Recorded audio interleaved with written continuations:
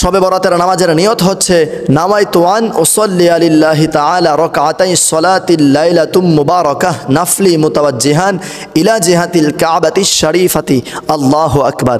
এইভাবে নিয়ত বেঁধে যদি নিয়তটা নাও পারেন, বাংলা পড়ে নেবেন যে আমি 2 রাকাত নফল নামাজ আদায় করছি শবে বরাতের। যদি তাও বলতে না পারেন, আপনার মনে তো নিয়ত আছে আপনি নামাজ পড়ছেন শবে বরাতের রজনীর, আল্লাহু আকবার বলে নিয়ত বেঁধে নেবেন, ইনশাআল্লাহ নামাজ হয়ে যাবে। 12 রাকাত নামাজ আদায় করার পর তাসবিহ, তাহলিল, কুরআন তিলাওয়াত, দুরুদ, কিয়াম, যত যা অন্যান্য আমল রয়েছে প্রত্যেকটি আমল আপনি করতে থাকবেন।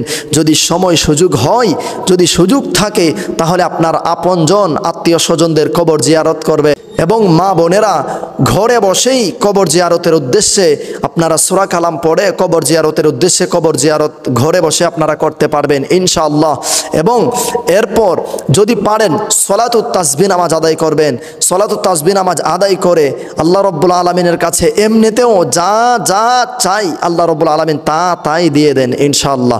আর শবে বরাতের রজনীতে তো আল্লাহ স্পেশাল ভাবে বান্দাদের কাছে আসে, বান্দাদের কথা শুনে। সেই রজনীতে যদি আপনি সলাতুত তাসবিহ নামাজ আদায় করেন তাহলে তো আরো বেশি গুরুত্বপূর্ণ হবে, আরো বেশি ফজিলতপূর্ণ হবে।